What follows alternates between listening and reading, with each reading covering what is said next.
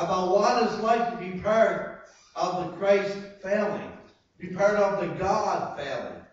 What does that mean for you? My hope by the end of today, which will complete this series, is that you will understand who you are in Christ if you're right with Christ. Okay? Because if you're not right with Christ, you are not in Christ. Are you following me? Okay. So I need to also explain to you about the one final option that's left for you to be outside the Christ family. And that is, I ended last week by making a statement about the lake of fire. Remember I talked about that? So I asked the Lord this week, I said, Lord, how can I best describe the lake of fire in today's world, in today's society, so we understood it? A good friend of mine, and Pastor Bob, so we've never met, only over the phone, but he's still a real good friend, Richard Sigmund. He's a prophet out of Colorado. I'm going to give you a real touch-up on what he said. First of all, he was in a car accident. He died. He was clinically dead for 8.5 hours. He was in the cold storage freezer in the mortician's office waiting to have an autopsy. His organs and everything were still in him. But they had already signed off on this death certificate and he was already dead. Now, to validate this story a little bit, you can watch, the Fifth Estate copied it. 2020 had a copy of it. He wrote a book about it. And the coroners and all that have all validated his statements. He was clinically dead for 8.5 hours. No life support or nothing. He was body bagged up in a fridge. Okay? During that 8.5 hours, God took him to hell and showed him what hell looked like. And he also took him to heaven. Well, we'll get to that part in a minute. And as you remember, I was saying, Lord, tell me how I can describe this lake of fire so that people understand what it's like to be not part of the God family.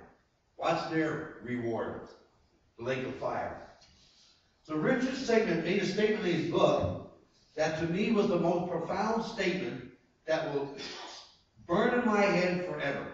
And my hope is that when I tell you it, it will burn in your head forever. Because this is what Christ revealed to him during an 8.5 hours period of death. Okay? He said Christ took him by the hand and guided him down to hell. And as he was walking through hell, he saw fire and smoke. Dark. But the fire and smoke wasn't the bad part. It was the moaning and the groaning, the sounds of people screaming. And as Christ would walk through hell, the little demons would flurry away because he couldn't deal with them. And finally they came upon this man. And Christ said to Richard Sigmund, look on this man. And as he looked on this man was standing in this fire. And his flesh was literally burning off of his skeleton. So there'd be nothing left but bones. But instantly, his flesh would come back and would burn again. Again, repetitive, over and over and over. Constant, forever burning in an eternal flame. So I said, Lord, thank you for bringing back that to my memory. Because now that you've heard that, it gives you some idea of what the lake of fire could look like. And I believe Richard Sigmund. I believe him with all my heart. Because that man, we talked a little about this yesterday, a couple, 3 years ago, Pastor Bob even called me on Newfoundland, and he said to Pastor Bob, here's his words, he said, there's a man in your church who's away right now with a round face and something to do with a beacon. Most of you know what my ministry is, Beacon Life Ministries. I have a nice little round face, and I was away at the time, okay? So Daddy called me on the phone and said, come home.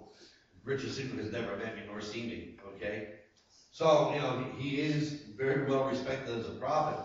And for him to say that your flesh burned off, down to the bone, grew back right away, burned off again, can you imagine that pain?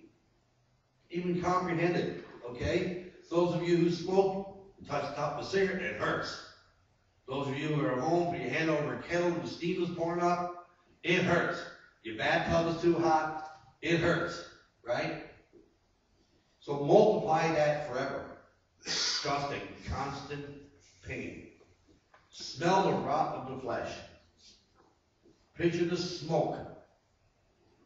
Okay? Picture the clothes burning and the flesh burning and all that stuff. Okay?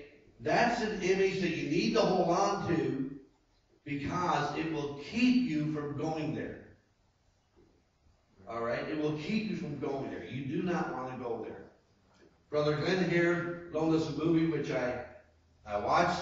This is another depiction. It's called Escape from Hell. And this gentleman was standing in this fire, the lake of fire. He was on a wall. And you see this guy standing in front of him. And in front of him, inside the guy's skin were little maggots moving around the skin. Up to his arm, through his face, over his eyes, and back down around. It was absolutely terrible to look at. So those are images that you can hold on to with the promise of hell. Those are images you can hold on to. I know they seem very dark, but they're also very realistic. Alright? God tells us in Revelations. So now the next question is, why is it that the Church of Christ, we'll call it the Universal Church of Christ, the Worldwide Church of Christ, why is it that the church has gone so far south? Why is it? What happened to us?